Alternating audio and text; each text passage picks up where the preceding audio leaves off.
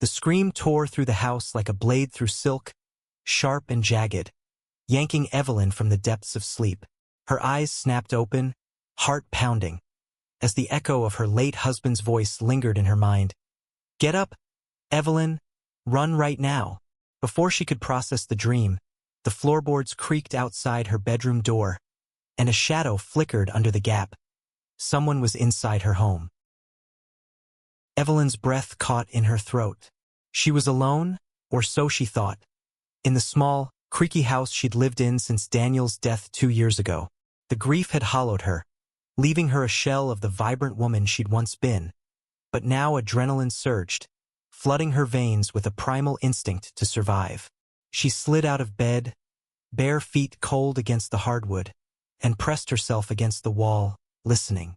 The creak came again, deliberate, closer. Her mind raced. Daniel's voice had been so clear, so urgent. It felt like he was still here, guiding her. But how? And why now? She crept toward the door, her pulse hammering in her ears. The house was silent now, but the air felt heavy, charged with something sinister. Evelyn's hand hovered over the doorknob, trembling. She hadn't locked it. Why would she? She lived in a quiet neighborhood, the kind where neighbors waved and kids rode bikes until dusk. But tonight something was wrong, terribly wrong. Her phone was on the nightstand, too far to reach without crossing the room. She cursed herself for not keeping it closer. The shadow under the door shifted again, and her stomach dropped. Whoever it was, they weren't leaving. She thought of her daughter, Lily, sleeping at her mother's house across town, safe for now. But Evelyn wasn't. She needed to move. Daniel's voice echoed again in her mind, a ghostly whisper. "Run, Evelyn!" She didn't question it this time. She flung the door open, heart in her throat, and bolted down the hallway toward the back door. The house was dark, the familiar shapes of furniture looming like threats. She didn't dare look back, but she heard it. Footsteps, heavy and deliberate, chasing her. The back door was her only chance. She fumbled with the lock, her fingers slick with sweat, and threw it open, stumbling into the cool night air. The backyard was a blur of moonlight and shadows, the grass damp under her feet. She ran toward the fence, her nightgown catching on a rosebush, tearing fabric but not slowing her. Behind her, the footsteps stopped, but she didn't. She couldn't. Not until she was safe. She climbed over the low fence, scraping her knee, and landed in the neighbor's yard. The Thompsons' house was dark, but she knew they kept a spare key under the mat. Her hands shook as she retrieved it, glancing over her shoulder. No one followed. Yet, she slipped inside, locking the door behind her, and crouched in their kitchen, her breath ragged. Safe for now. But her mind spun with questions. Who was in her house? Why? And how had Daniel's voice, dead for 2 years, warned her? Evelyn's grief had been a constant companion, a weight that pressed against her chest every day since the car accident that took Daniel. They'd been high school sweethearts, married at 20, built a life together with Lily, their miracle after years of trying. His death had shattered her world, leaving her to raise their daughter alone. But tonight, his voice had been real, not a dream, not a memory. It was him, somehow, reaching across the veil to save her. She needed answers. Staying low, she crept to the Thompsons' landline and dialed 911, whispering her address and begging for help. The operator's calm voice promised police were on the way, but Evelyn couldn't shake the feeling that this was only the beginning. Whoever was in her house wasn't a random intruder. This felt personal, targeted. But why her? She was just a grieving widow, a schoolteacher, a mother. What could anyone want from her? As she waited, hiding in the dark, her mind drifted to the past. Daniel had been a good man, a history professor with a passion for old books and quiet evenings. But he'd had secrets, small ones, like the late-night calls he'd brush off his work or the way he'd sometimes stare out the window, lost in thought. She'd never pressed him, trusting their love was enough. Now, she wondered if those secrets had followed her into the present. Sirens wailed in the distance, and Evelyn's heart lifted slightly. Help was coming. But as the sound grew closer, a new fear gripped her. What if the intruder wasn't alone? What if they knew where she was? She clutched the kitchen counter, steadying herself. Daniel's voice had saved her once tonight. She had to believe it could guide her again. The police arrived, their flashlights cutting through the night. Evelyn met them at the Thompsons' door, her voice shaking as she explained what happened. They searched her house, finding signs of forced entry at the back door. A broken lock, scuff marks on the frame. But the intruder was gone. No fingerprints, no clear evidence. Just an open window in the living room and a chilling sense of violation.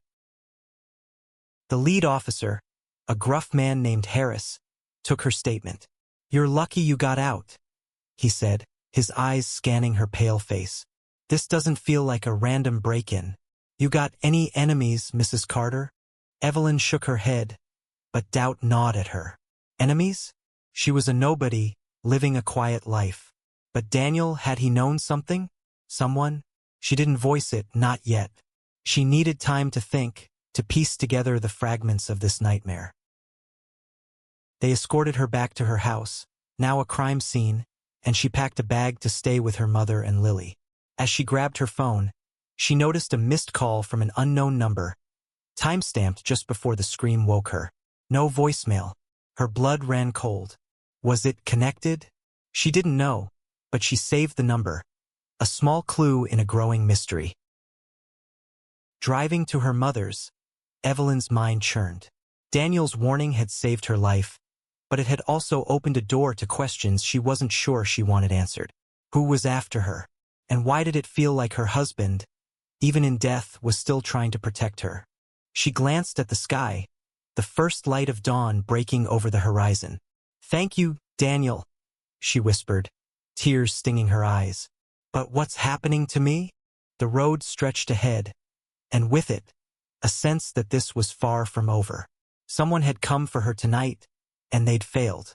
But Evelyn knew, deep in her bones, they'd try again. Evelyn's mother's house was a sanctuary of warmth, filled with the smell of fresh coffee and the soft hum of morning cartoons as Lily watched TV in the living room. But even here, Evelyn couldn't shake the dread clinging to her like a second skin. She sat at the kitchen table, clutching a mug, her eyes darting to the windows every few seconds, half expecting to see that shadow again. Lily bounded into the kitchen, her 7-year-old energy a stark contrast to Evelyn's exhaustion. "Mommy, why are you here so early?" she asked, climbing onto Evelyn's lap. Her daughter's warmth grounded her, but the question stung. How could she explain the terror of last night to a child? She kissed Lily's forehead, forcing a smile. "Just wanted to see you, sweetheart." Her mother, Margaret, wasn't so easily fooled. As Lily returned to her cartoons, Margaret sat across from Evelyn, her gray eyes sharp. "You look like you've seen a ghost, Evie. What happened?" Evelyn hesitated, then recounted the night. The scream, Daniel's voice, the intruder. Margaret's face paled, but she didn't interrupt, only reached for Evelyn's hand when she finished. "You need to take this seriously," Margaret said, her voice firm. "This isn't just a break-in. You need to figure out why someone targeted you." Evelyn nodded, but her mind was already racing. She hadn't told anyone about Daniel's voice, not even the police. Sounded crazy even to her, but it had been so real, so vivid, like he was standing beside her. After breakfast, Evelyn drove Lily to school, her eyes scanning the rearview mirror for any sign of being followed. The normalcy of the morning, kids laughing, teachers waving, felt surreal after last night. She dropped Lily off, promising to pick her up later, and headed to the police station. Officer Harris had asked her to come in to review security footage from a neighbor's camera. At the station, Harris led her to a small room with a flickering monitor. The footage was grainy, but it showed a figure in a dark hoodie slipping through her backyard around 2 a.m. The person moved with purpose, avoiding the motion sensor light.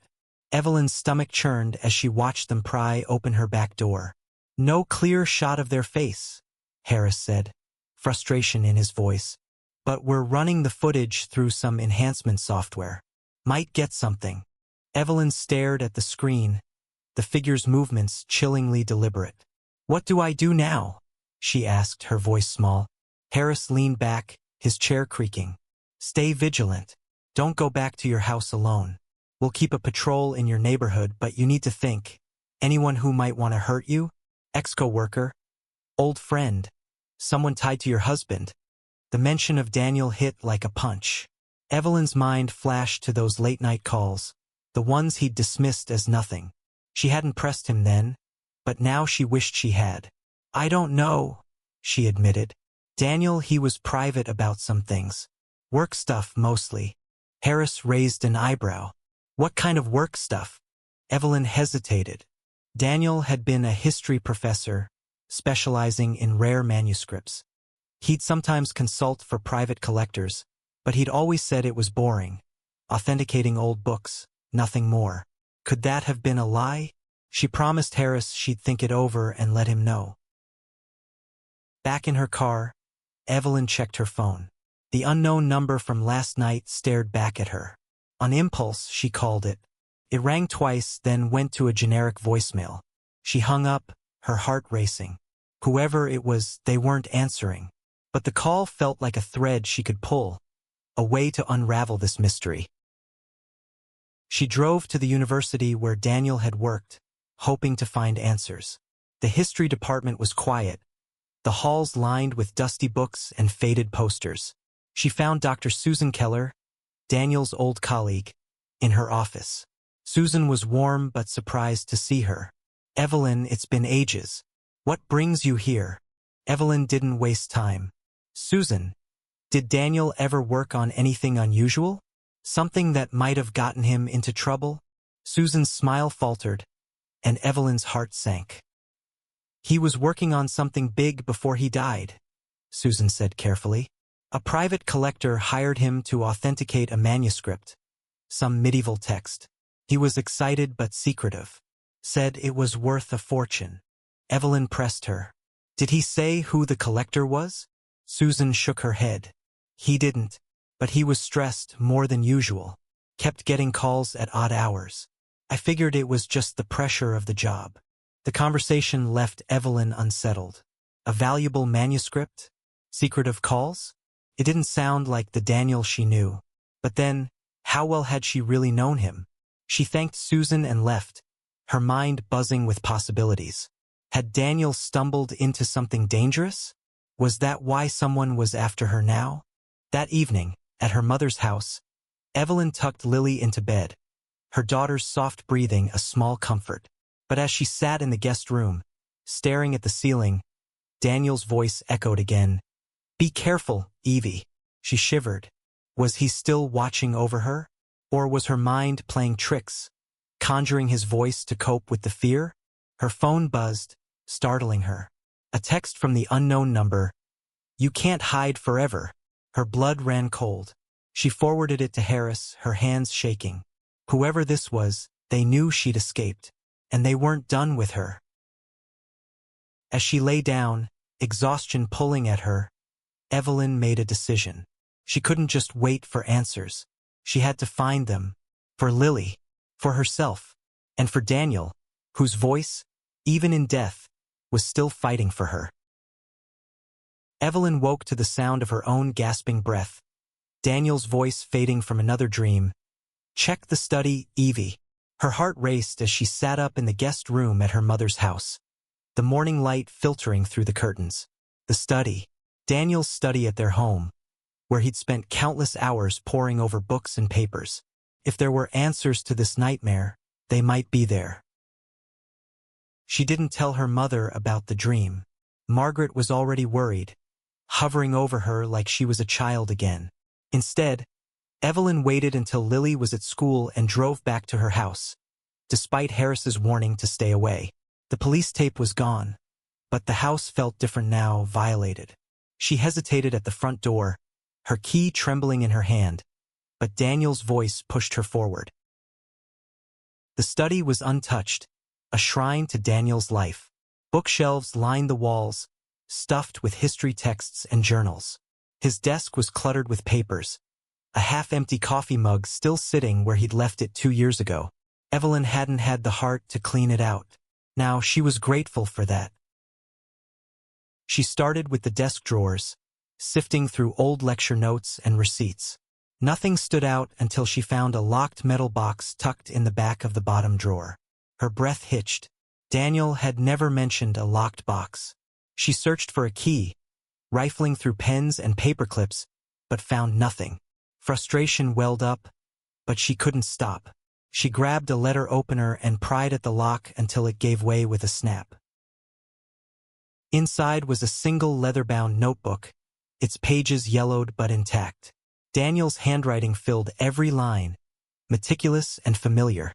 The first entry was dated 3 months before his death. Met with R. Today. Manuscript is authentic 13th century, possibly tied to the order. He's offering $500K. But there's a catch. He wants exclusivity. No questions asked. Evelyn's heart pounded. The order? $500,000? This wasn't the Daniel she knew. The man who loved dusty libraries and quiet debates. She kept reading, the entries growing cryptic. R. is impatient. Says the manuscript could change everything. I don't trust him. The final entry, dated the day before his accident, chilled her. They're watching. Told Evie I'm working late. Need to protect her and Lily. Her hands shook as she closed the notebook. Who was R? And who was they? Had Daniel been involved in something dangerous, something that got him killed? The accident, a drunk driver, the police had said. But now doubt crept in. Was it really an accident? She slipped the notebook into her bag and continued searching, her movements frantic. Under a stack of books, she found a business card. Richard Langley, private collector. No address, just a phone number. Her pulse quickened. The number matched the unknown caller from the night of the break-in. This was no coincidence. Evelyn called Harris, her voice shaking as she explained what she'd found. He told her to stay put and wait for a patrol car. But as she hung up, a noise came from the living room. A soft thud, like something falling. Her blood ran cold. She wasn't alone. She grabbed the letter opener, her only weapon, and crept toward the door. The house was silent again, but the air felt charged, like the moment before a storm. She peered into the hallway, seeing nothing but shadows. Then, a whisper from the living room, Evelyn. Her knees buckled. It wasn't Daniel's voice this time. It was low, unfamiliar, and menacing. She backed into the study, locking the door, her mind racing. The window was her only way out, but it was small, barely big enough to climb through. She didn't have a choice. She pushed the window open, wincing at the creak, and hoisted herself onto the sill. The drop to the ground was short, but her heart pounded as she landed in the flower bed. She ran, not looking back, until she reached her car. Her hands fumbled with the keys, and she sped away, glancing in the rearview mirror. No one followed, but the fear lingered. At her mother's house, she locked herself in the guest room and called Harris again, telling him about the voice. He promised to send officers to check the house, but his tone was grim. This is escalating, Evelyn. You need to stay somewhere safe. And bring me that notebook. That night, she barely slept, the notebook tucked under her pillow. Daniel's words haunted her. They're watching. Who were they? And why were they after her now, 2 years after his death? She thought of Lily, blissfully unaware at school, and her resolve hardened. She couldn't let this touch her daughter. The next morning, Evelyn met Harris at the station and handed over the notebook. He flipped through it, his brow furrowing. This order Daniel mentions could be a code, or maybe a group. We'll look into this Richard Langley. But Evelyn, you need to be honest. Anything else you're holding back? She shook her head, but guilt gnawed at her. She hadn't told him about Daniel's voice, the dreams that felt too real. How could she? They'd think she was losing it. But as she left the station, her phone buzzed with another text from Langley's number. Give me the book? or Lily pays. Terror gripped her. They knew about Lily. She forwarded the text to Harris, her hands shaking so badly she could barely type. This wasn't just about her anymore. It was about her daughter, her reason for living. And somehow Daniel had known it was coming. Evelyn's world narrowed to a single point. Lily. The threat against her daughter burned away any lingering fear for herself, replacing it with a fierce, protective rage. She sat in her car outside the police station, gripping the steering wheel. The text from Richard Langley seared into her mind. Give me the book, or Lily pays. She wouldn't let them touch her daughter. Not now, not ever. Harris had taken the notebook for analysis, but Evelyn had snapped photos of every page before handing it over. She scrolled through them now, her eyes scanning Daniel's cryptic notes. The manuscript, the order, the $500,000, it was all connected, and Langley was at the center. But what did he want with her? The manuscript was long gone, likely sold or hidden after Daniel's death. Or was it? She drove to Lily's school, her heart pounding with every mile. The police had promised to send a patrol to watch the school, but Evelyn needed to see her daughter, to hold her, to know she was safe. When she arrived, Lily was in the playground, laughing with friends, her blonde ponytail bouncing. Evelyn's chest ached with love and fear. She couldn't tell Lily the truth, not yet, but she wouldn't let her out of her sight. Back at her mother's house, Evelyn sat Lily down for a talk, keeping it light. We're going to stay with Grandma for a bit, okay? Like a little adventure. Lily's eyes lit up, oblivious to the danger. Evelyn envied her innocence but vowed to protect it at all costs. That evening, Harris called with an update. We tracked the number to Richard Langley. He's a known collector, deals in rare artifacts, some shady connections. No criminal record, but he's on our radar now. The notebook mentions a manuscript tied to something called the Order of the Saffron Veil. Ever heard of it? Evelyn hadn't, but the name sent a chill down her spine. No, but Daniel never mentioned anything like that. What is it? Harris sighed. We're digging, but it's obscure. Some kind of historical society, maybe a cult. We're also looking into Daniel's accident. There's a chance it wasn't accidental. The words hit like a blow. Evelyn had always believed the drunk driver story, clung to it as a tragic twist of fate. But now the pieces were shifting. Had Daniel been killed to silence him? And was she next? She couldn't sit still. While Lily slept, Evelyn searched online for the Order of the Saffron Veil. The results were sparse, mentions of a secretive group tied to medieval manuscripts, rumored to guard ancient knowledge. One blog, buried deep in a conspiracy forum, claimed the order dealt in texts with dangerous secrets, worth millions on the black market. Evelyn's stomach twisted. Had Daniel stumbled into their world? She needed more. She called Susan Keller again, catching her just as she was leaving the university. Susan, did Daniel ever mention the Order of the Saffron Veil? There was a long pause. Then Susan's voice dropped. Once, he said it was a myth a story collectors chased. But he was nervous when he talked about it. Why? Evelyn told her about the notebook, the threats. Susan's tone grew urgent. Evelyn, be careful. Daniel was excited about that manuscript, but he was scared, too.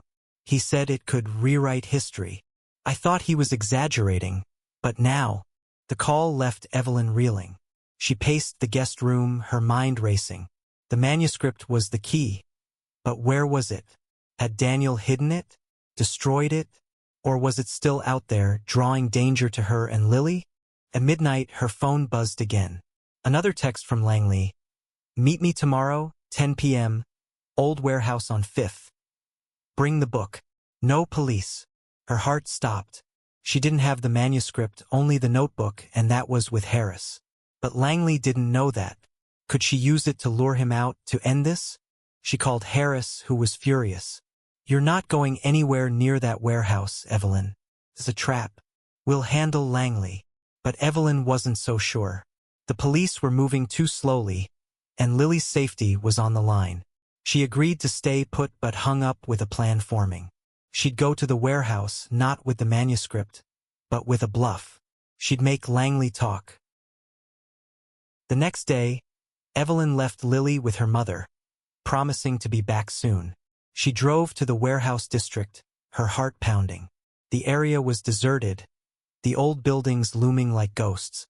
She parked a block away, clutching a USB drive with the notebook's photos. A decoy to convince Langley she had something valuable. At 10 p.m., she stepped into the warehouse, the air thick with dust and the smell of rust. A single light flickered overhead, casting long shadows. Langley was there, a tall man in his 50s, impeccably dressed, his eyes cold. "You're brave, Mrs. Carter," he said, his voice smooth but menacing. "Where's the manuscript?" Evelyn held up the USB drive, her hand steady despite her fear. "It's here. But first, tell me why you're doing this. Why did you kill Daniel?" Langley's smile faltered, and for a moment, she saw surprise in his eyes. "Kill him? I didn't. But he had something that belongs to us. And now, so do you." Before she could respond, a noise echoed from the back of the warehouse. Footsteps. Langley's head snapped toward the sound, and Evelyn's heart leapt. Was it the police? Or someone else?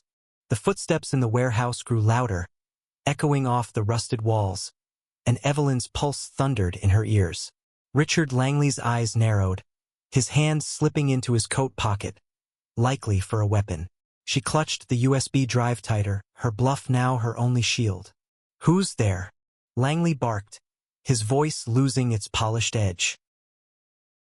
Evelyn backed toward a stack of crates, her eyes darting between Langley and the shadows. The footsteps stopped, and a figure emerged. A woman, mid-40s, with sharp features and a calm, almost eerie composure. "Richard, you're slipping," she said, her voice low and cutting. "This was supposed to be clean." Langley's face twisted with anger. "Clara, what are you doing here?" Evelyn's mind raced. Clara? Another piece of the puzzle, but she had no time to process. The woman, Clara, glanced at Evelyn, her eyes assessing, then back to Langley. "You're drawing too much attention. The Order isn't pleased." The Order of the Saffron Veil. Evelyn's heart sank. This wasn't just about Langley. It was bigger, more dangerous than she'd imagined. She took another step back, her shoulder brushing against the crates. She needed to get out, but not without answers. "What do you want with me?" she demanded, her voice steadier than she felt. "I don't have your manuscript." Clara's lips curled into a faint smile. "But you have Daniel's notes, and you're asking questions. That makes you a problem." Langley stepped forward, his hand now visibly gripping a small pistol.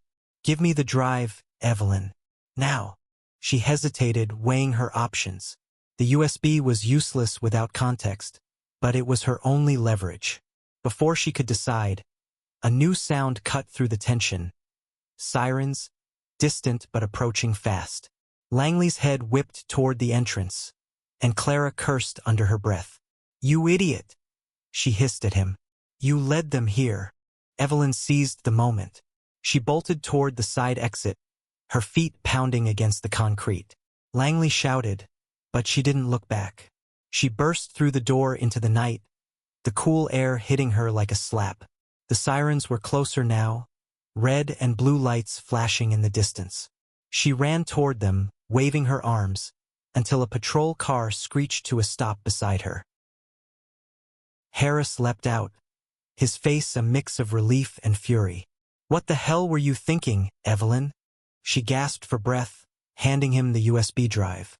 "Langley's in there. And a woman, Clara. There with the Order of the Saffron Veil." Harris's eyes widened, but he didn't ask questions. He radioed for backup and ordered her to stay put. Minutes later, the police stormed the warehouse, but Langley and Clara were gone. A search found nothing but a few crates and a dropped cigarette lighter with an intricate emblem, a saffron-colored veil. Harris bagged it as evidence, his expression grim. "This order, it's real and they're organized. You're not safe, Evelyn. Not until we get them." Back at her mother's house, Evelyn collapsed onto the couch, her body trembling with adrenaline. Lily was asleep, safe for now, but the threat loomed larger than ever. She pulled out her phone and scrolled through the notebook photos again, searching for anything she'd missed. One entry caught her eye. The manuscript's key is hidden in plain sight. St. Mary's. St. Mary's was the old church where she and Daniel had married, a place they'd visited often for its quiet beauty. Could the manuscript, or a clue to it, be there? She didn't tell Harris, not yet. This felt personal, like a message from Daniel. She had to go herself. The next morning, Evelyn drove to St. Mary's, her heart heavy with memories. The church was empty, its stained glass windows casting colorful patterns on the pews. She wandered the aisles, searching for anything out of place. In the back, near the altar, she found a small, carved wooden box tucked behind a hymn book. Her breath caught as she opened it, revealing a single page, yellowed, fragile, covered in strange symbols. Was this the manuscript, or part of it? She slipped the page into her bag, her hands shaking. As she turned to leave, a shadow moved in the doorway. Her heart stopped. It was Clara, her eyes cold and unyielding.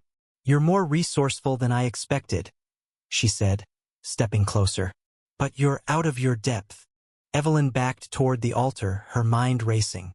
She had no weapon, no plan, only the page in her bag and Daniel's voice in her memory.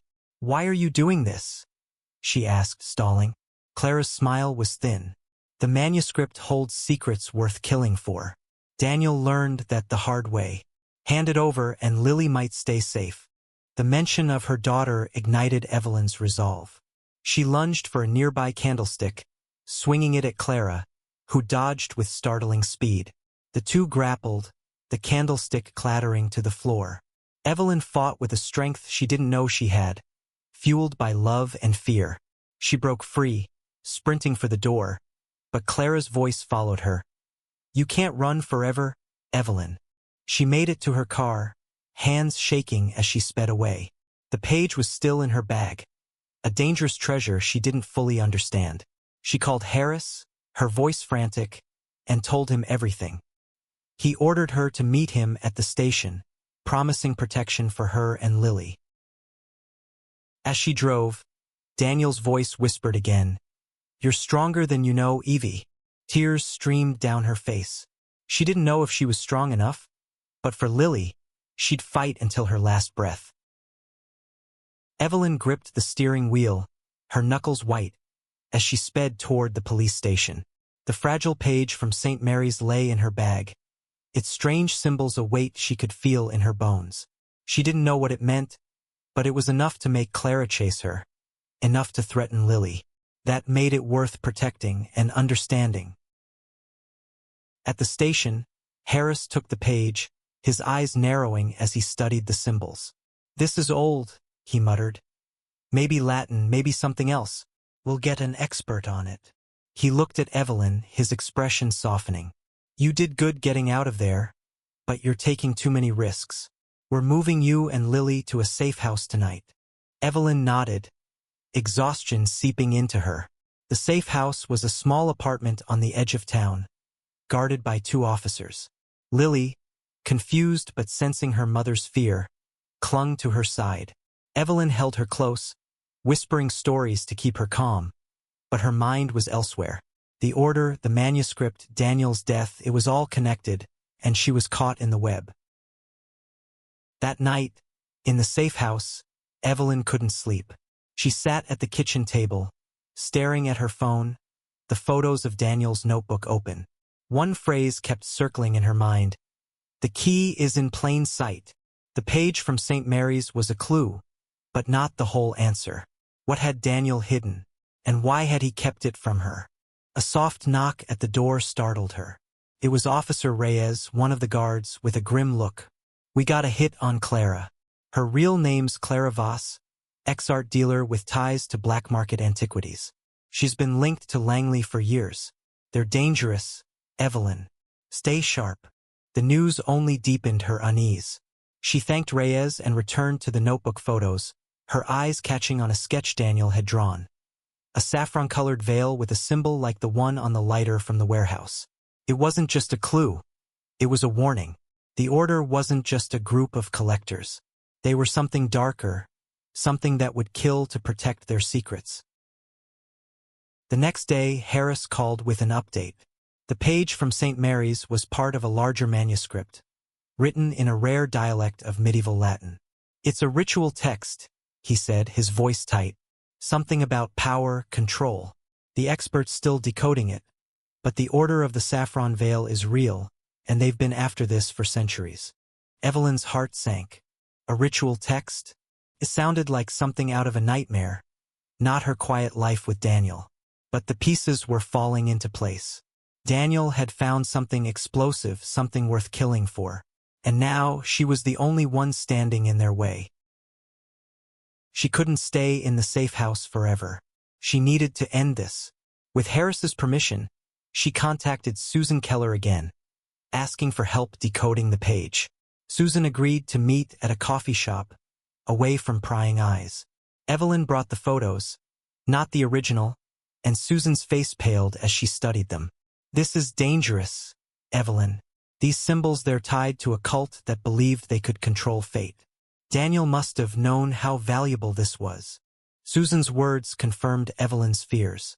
But before she could ask more, her phone buzzed with a new text from Langley's number. "We have your mother. Bring the page to the old mill by midnight or she dies." Evelyn's world tilted. Margaret, her rock, was in danger. She called Harris, who mobilized a team, but time was running out. She couldn't lose her mother, not after Daniel, not with Lily depending on her. Against Harris's orders, she decided to go to the mill, not with the real page, but with a plan to stall. The old mill was a crumbling ruin, its silhouette stark against the moonlit sky. Evelyn parked a distance away, her heart pounding as she approached. The air was thick with the smell of damp wood and decay. Inside, she found Langley and Clara, with Margaret tied to a chair, her eyes wide with fear but her jaw set with defiance. "You're predictable," Clara said, her voice dripping with disdain.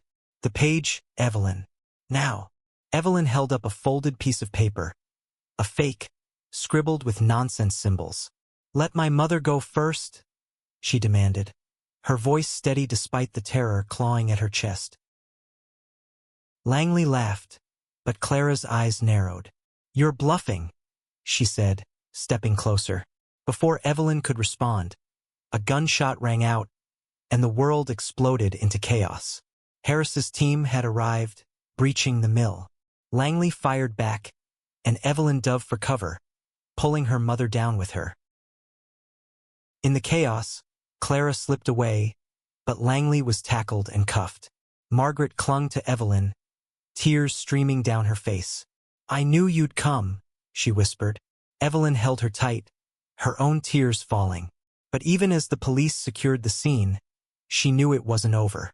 Clara was still out there, and the Order's secrets were still a threat. Back at the safe house, Evelyn tucked Lily into bed, her heart heavy but resolute. Daniel's voice had guided her this far, and she'd survived. But the manuscript, the Order, and Clara's escape meant the danger was far from gone.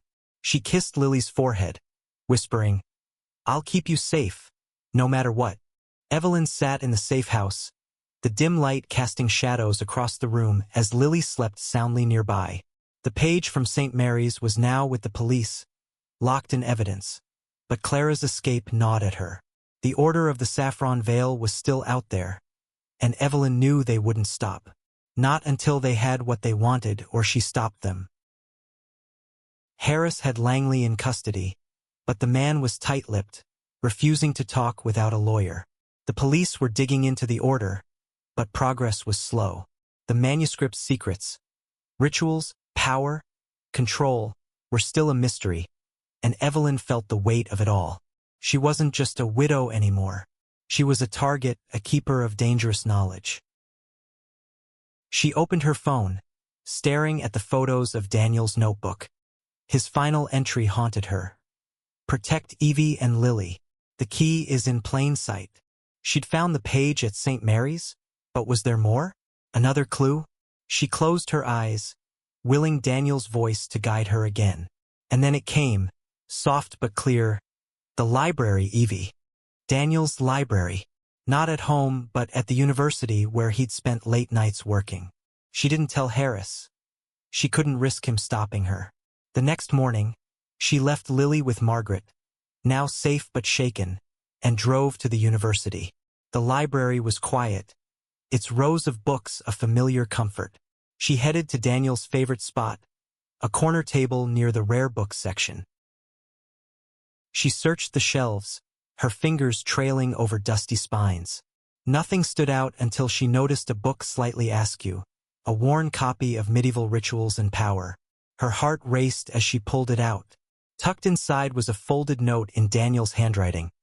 If you're reading this, Evie, I'm gone. The manuscript is too dangerous. I hid the rest at the old oak by the river. Forgive me. Tears stung her eyes. Daniel had known he was in danger. He'd hidden the truth to protect her, but it had followed her anyway. The old oak was a place they'd loved, a quiet spot where they'd picnicked with Lily. She had to go there, but not alone. She called Harris, telling him everything. He was furious but agreed to meet her at the river, bringing a team. The oak stood tall, its branches heavy with autumn leaves. Evelyn's heart pounded as she searched the base, finding a loose stone. Beneath it was a metal box larger than the one in the study. Inside were more pages, covered in the same strange symbols, and a letter from Daniel. Evie, the order will kill for this. Burn it if you must. I love you. Harris took the pages, his face grim. This ends now, Evelyn. We'll destroy it. But as he spoke, a rustle came from the trees. Clara stepped out, a gun in her hand, her eyes blazing. You should have walked away, she said, aiming at Evelyn. Time slowed. Evelyn's mind flashed to Lily, to Daniel, to the life she'd fought to protect. Before Clara could fire, Harris tackled her, the gun skidding across the grass. The team swarmed, cuffing Clara as she screamed curses.